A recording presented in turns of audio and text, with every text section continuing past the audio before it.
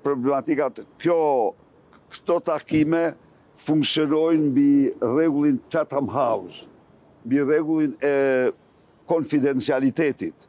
Ndaj dhe unë nuk mund të, nuk kam nërmend të bëj publike bisedimet që u zhvilluan, presim një përpjekje të re të madhe, njërë presim rekomandime, por presim njëkohësisht dhe një mbështetje të re për kërkesat tona tashmë të njohura. Mesazhet që po sillin të djathët europian javë pas jave po ngushtojnë xhaketën e Berishës, nga agresive e banal po e kthejnë në të moderuar dhe normal. Aq sa pas kësaj vizite kuptoi se nuk është dhe aq interesant. Tani më duket se ata nuk kanë më program këtu, kështu që jeni të lirë.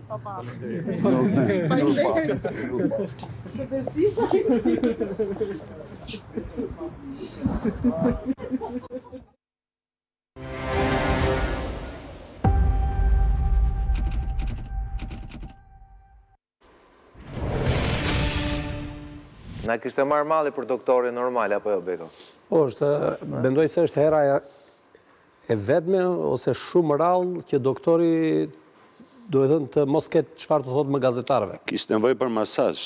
Që u tha, është hera e parë që i lë gazetarët u thotë asgjë. Ka marrë goditje goxha, ka nevojë për masazh. Shiatiku?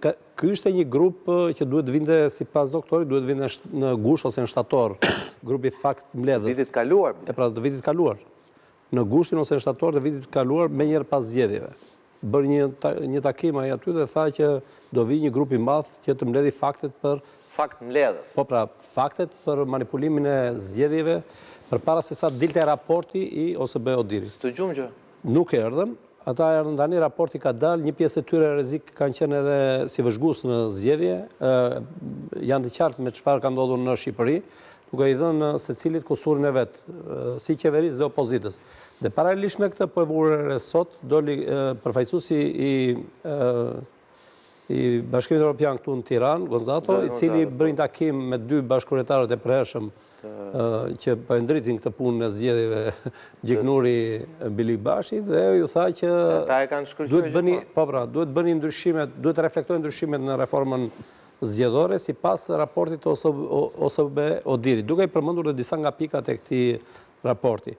Tani pse vjen, për çfarë vjen, për te gjitha, për te asaj që duket ajo që është e padukshme, por që ne kemi informacionet tona. Zotrin nga Europa, si nga Partitë Popullore Evropiane, po ashtu dhe nga Brukseli, janë në kërkim realisht një opozitë në Shqipëri. Duan ta gjejnë, a ka një opozitë që ta meritojë emrin opozitë, pra që të jetë alternativë pushteti? Ky është problemi më i madh i tyre, sepse ata nuk po e gjejnë këtu, madje ata e gjejnë rrugën e opozitarizmit të bllokuar nga qenia e zotit Berisha me statusin, me hall dhe me problemet që ai ka, por edhe me berishizmin që përfaqëson Berisha në vetvete, që për Europën demokratike sidomos Europën që qeveriset nga e djathta, se duhet thënë parlamenti kontrollohet nga partitë e djathta, Komisioni Evropian kontrollohet me pra qeveriset nga përfaqësues të djathtës europiane, dhe sigurisht e djathta ti e di, me revolucionin s'ka shumë lidhje. S'ka lidhje fare, jo s'ka shumë lidhje. Por duke qenë se kjo opozit mungon, dhe duke qenë se kemi një qeveri që është në mandatin e 4, ata nuk duan thjesht një opozit dekor, do edhe një opozit të urtë që të jetë aty për dekor, jo.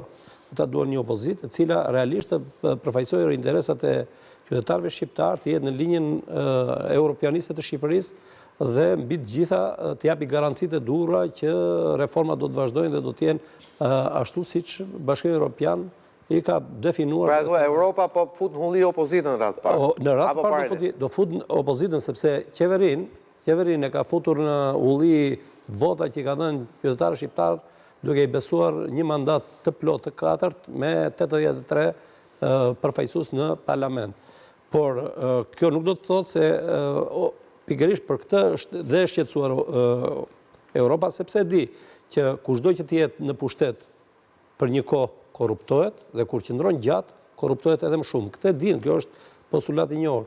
Dhe në këto kushte, ata duan patjetër një opozit alternativ, sepse edhe vrejtjet qeverisë, e thash dhe në fillim, ja kanë përcjell dhe ja përcjellin vazhdimisht atje ku është. Por qeverinë ata e mbajnë nën kontroll sepse janë pikërisht në monitorimin e procesit të reformave në Shqipëri, duke u nisur nga kapitujt të cilët janë në proces diskutimi dhe janë hapur të gjitha tashmë.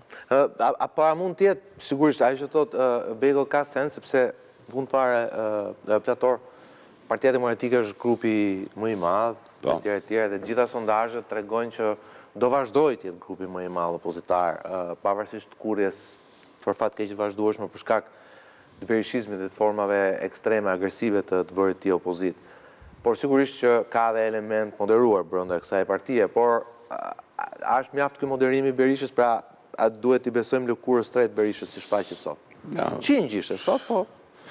Ja, mund t'i ketë rënë pak qimet, po nuk besoj se ka ndryrë lëkurën, ky është problem.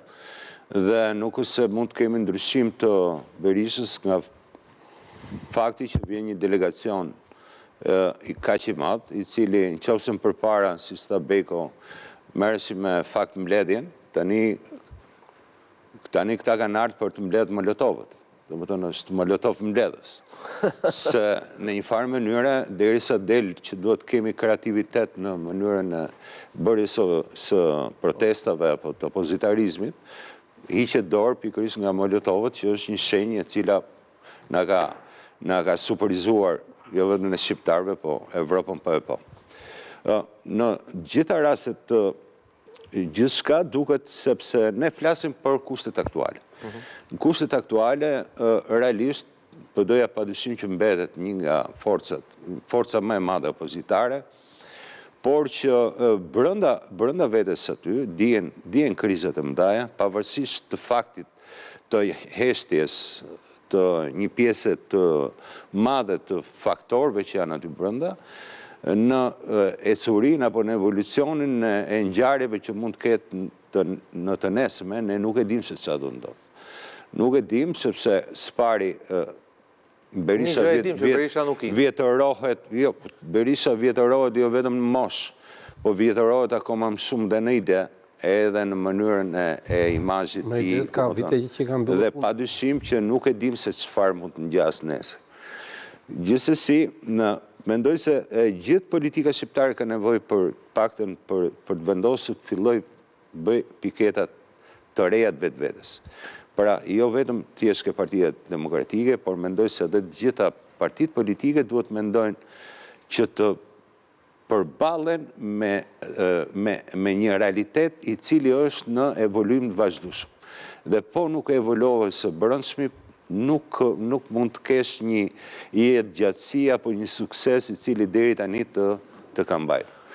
Kështu që nëse ke Partia Demokratike ne e themi ka ngërçe shumë të mëdha, unë prapë e kthej sërish ke Partia Socialiste, i duhet padyshim që të rregulloj shumë mekanizmat brendshëm të saj, por sa i përket mënyrës se si prezantohet, qoftë mënyra se si artikulohet, qoftë mënyra e imazheve të njerëzve të cilët janë fytyra e saj, dhe që shpeshherë, nëse ne po flasim pikërisht për çështje të defekteve në qeverisje, sepse kemi ministra që nuk kanë dalë të mbrojnë programin e qeverisë tyre. Ne nuk i kemi parë në studio. Më thonë një ministër që dali për problematika caktuara. Dhe ky është një dilni flisni, tha dhe asnjëri s'del. Për çfarë do flasin ata pranë? Po nuk din të flasin tani. Ky është një problem goxha i madh. Po mirë, kjo duhet ndryshoja. Sigurisht. Po patjetër pra, nëse se ne nuk kemi. Megjithatë, sa i përket duke vazhduar logjikën e zotit Nestor, me ty dhe Marsedën, ndoshta në debat. Një nga tezat kryesore të gjitha partive që humbi zgjedhjet në Shqipëri është na i vogël zgjedhjet. Dhe sigurisht ne gjithë e dim problematikat e zgjedhjeve në Shqipëri, efektet që ka pushteti, fakti që futet gjithmonë me një hap plus përballë opozitës. Kjo vlen kudo, po ke në Shqipëri për fat keq është më banale, është shumë fishohet. Por nga ana tjetër duhet të thënë që të gjitha raportet që kanë dalë kësaj radhe për zgjedhjet, sigurisht janë kritike, por janë më pak kritike se herët e tjera. Për shembull, më ka habitur raporti ose BE-Odirit, i cili zakonisht është shablon, thot një tat gjëra. Kësaj radhe ishte kritik, kuptohet, por me doza më të moderuara. Ndërkohë që edhe raporti